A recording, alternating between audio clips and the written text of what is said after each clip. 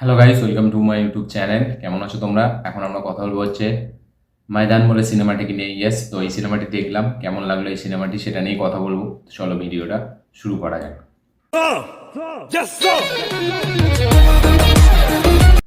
তো কেমন লাগলো এই সিনেমাটি? সব থেকে প্রথম, এই সিনেমাটি খুবই একটা ভালো সিনেমা, ঠিক আছে? কিন্তু এই সিনেমাটি যে স্ক্রিন প্লেটা চলে এবং স্ক্রিন টাইমটা এতটা বেশি, মানে রান টাইমটা, যার জন্য এই সিনেমাটি ভালো জায়গাতে গিয়েও আমাদের মানে সেইভাবে মানে এমন মনে করায় না যে সিনেমাটিকে আরেকবার দেখবো, কারণ সিনেমার রান টাইমটা প্রচুর বড়।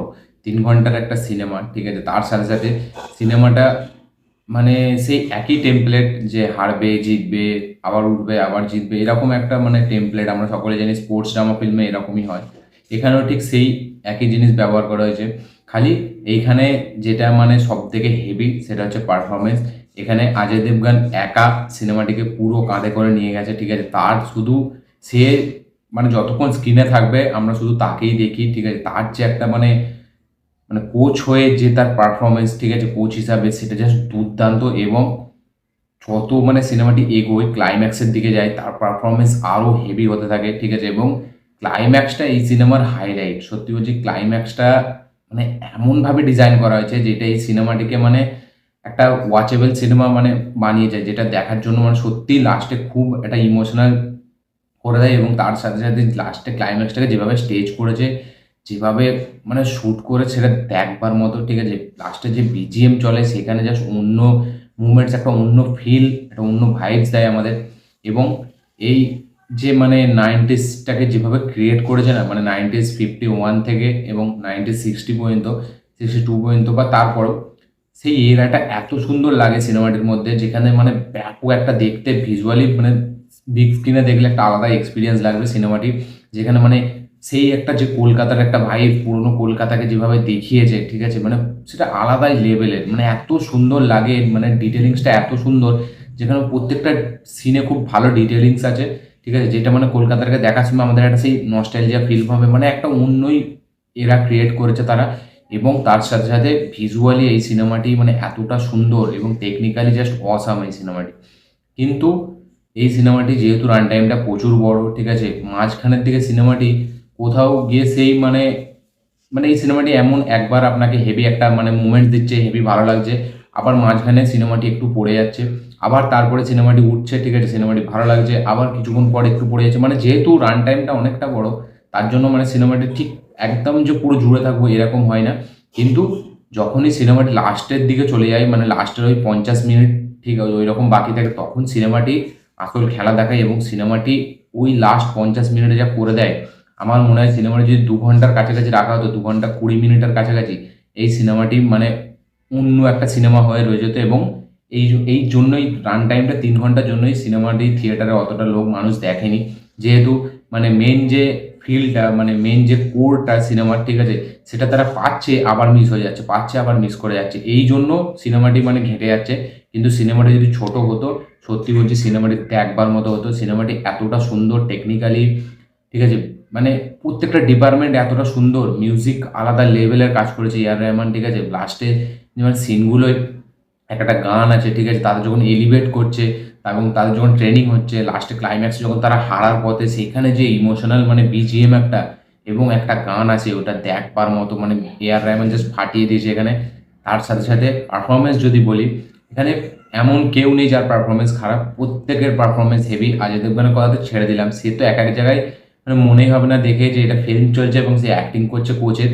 মানে সে জাস্ট নর্মাল, সে জাস্ট স্বাভাবিক, মানে এতটা সে বাস্তব অ্যাক্টিং করছে, মানে দেখবার মতো, সে জাস্ট অন্য লেভেলে চলে গেছে এই সিনেমাটিতে।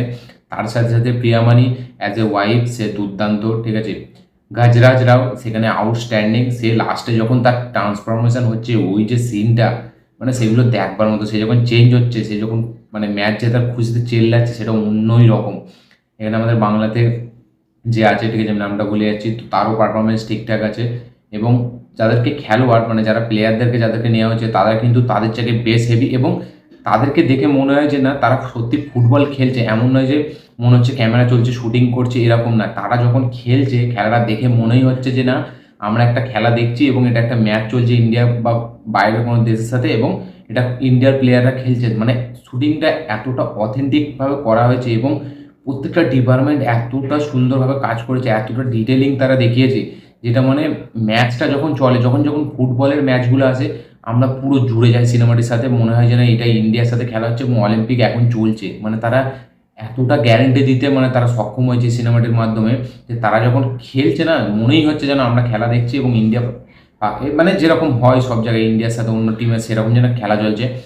এবং ফুটবল খেলাটাকে যেভাবে দেখিয়েছে সেটা জাস্ট অন্য, মানে এরকমভাবে কেউ ফুটবল খেলাকে দেখায়নি এখনো পর্যন্ত, ইন্ডিয়ান সিনেমাতে এরকমভাবে কেউ দেখায়নি। এবং যেহেতু ইন্ডিয়ান সিনেমাতে ফুটবল নিয়ে খুব ইয়ে হয়, গোল্ড সিনেমাতে একটা আলাদা ইয়ে ছিল, ঠিক আছে, কিন্তু ফুটবল নিয়ে যেহেতু মানে এই প্রথম, এবং ফুটবল যে কী একটা অবদান ছিল এবং সেই একটা মানুষই করতে পেরেছিল যে মানে মেডেল এনে দিয়েছিল, তারপর দিয়ে কেউ করতে পারেনি, সেটা এই সিনেমাটা খুব ভালোভাবে দেখিয়েছে। এবং আব্দুল সাইয়দ রহিম যে মানে কী জিনিস ছিল, সে তার ফুটবলের প্রতি তার কীভাবে ভালোবাসা ছিল, তার কী প্যাশন ছিল, সেটা এই সিনেমাটি দেখলে আমরা বুঝতে পারবো। তার মতো হয়তো ফুটবলের প্রতি এত এখনো পর্যন্ত কেউ নেই, মানে তার মতো ডেডিকেশন, তার মানে সে যেভাবে ফুটবলটাকে দেখতো। তো ওভারঅল এই সিনেমাটি সব দিক দিয়ে খুব ভালো, কিন্তু সিনেমাটি যে ছাপটা ছাড়বে না, সেটা মানে দ্বিতীয়বার দেখার মতো ছাপ ছাড়তে পারে না। ওই ক্লাইম্যাক্সটা আপনার মনে থেকে যাবে, ওই ফুটবল ম্যাচটা মনে থেকে যাবে, এখানে পারফরমেন্স মনে থেকে যাবে, কিন্তু একটা সিনেমা হয় যে মনে থাকবে এমনই যে আমি আবার দ্বিতীয়বার দেখবো, সেরকম না, সেরকম এই সিনেমাটি হতে পারে না। ওই জন্যই মানুষ রিপিট ভ্যালু এই সিনেমাটিকে দেয়নি। 3 ঘন্টার সিনেমা, ঠিক আছে, কিছু কিছু জায়গায় মানে একটু বোরিং লাগবে, যতক্ষণ ওই ম্যাচগুলো চলবে সেগুলো জাস্ট অন্য লেভেলের মজা দেয়, সেগুলো দেখার মানে একটা আলাদাই এক্সাইটমেন্ট জাগায়। ফুটবল ম্যাচটা অন্য রকমভাবে দেখিয়েছে, আমার বাম্পার লেগেছে।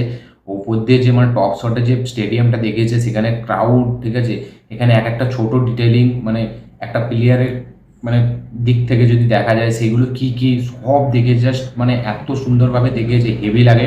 সিনেমাটা যদি 2 ঘন্টা থেকে 2 ঘন্টা 20 মিনিটের মধ্যে হতো, সিনেমাটি জাস্ট খেয়ে নিতে, এত সুন্দর সব দিক দিয়ে, মানে সব ডিপার্টমেন্টে এত সুন্দর সুন্দর কাজ করেছে। সিনেমাটি একটা এক্সট্রা অর্ডিনারি সিনেমা হতে গিয়েও মানে চুকে যায়, ঠিক আছে, সিনেমাটি আবার ব্যাকে চলে আসতে হয়, মানে ওই মানে যে একটা হেভি একটা মানে রিপিট ভ্যালু যেটা আমরা ছিচোরাতে পাবো, ঠিক আছে, যেটা আমরা দাঙ্গালে পাবো, সেইটা এখানে পাচ্ছি না আমরা, কারণ ওই রান টাইমের জন্য। আমার মনে হয় যে রান টাইমটা এই সিনেমাটির মেন নেগেটিভ পয়েন্ট। এবং আমার সব থেকে হেভি লেগেছে কলকাতাটাকে যেভাবে দেখিয়েছে, ফুটবল ম্যাচটাকে যেভাবে দেখিয়েছে, টিম প্লেয়ারদের মধ্যে যে বন্ডিংটা দেখিয়েছে। Ajay Devgan out of the box performance দিয়েছে, ঠিক আছে, তাকে বোঝাই যায় না যে সে অ্যাক্টিং করছে। সব মিলে এই সিনেমাটি খুবই একটা হেভি সিনেমা, দারুণ একটা সিনেমা। কিন্তু সিনেমাটি দেখার পর আর দেখতে মন যাবে না, মানে যেহেতু সিনেমাটি এতটা লম্বা, ওই কিছু কিছু শর্ট হয়তো আমরা ইউটিউবে বা ফেসবুকে সোশ্যাল মিডিয়ায় হয়তো দেখবো, যেগুলো হেভি লাগবে। তো ওভারঅল সিনেমাটি আমার এই রিয়াকশান ছিল সিনেমাটিকে নিয়ে, আমার হেভি লেগেছে সিনেমাটি, কিন্তু আমি দ্বিতীয়বার দেখার মতো আমি প্রেফার করবো না এই সিনেমাটি, প্রচুর লম্বা। তো এই ছিল রিয়াকশান। আপনাদের এই ভিডিও, আপনারা যদি এই সিনেমাটি দেখে থাকেন অবশ্যই কমেন্ট করে জানাবেন যে আপনাদের কেমন লেগেছে, এবং আমার এই ভিডিওটি ভালো লেগে থাকলে লাইক শেয়ার কমেন্ট করে দিন। চ্যানেলটি নতুন হলে চ্যানেলটিকে সাবস্ক্রাইব করুন, বেল আইকনটি প্রেস করতে ভুলবেন না। দেখা হচ্ছে পরের ভিডিওতে, ততক্ষণের জন্য বাই।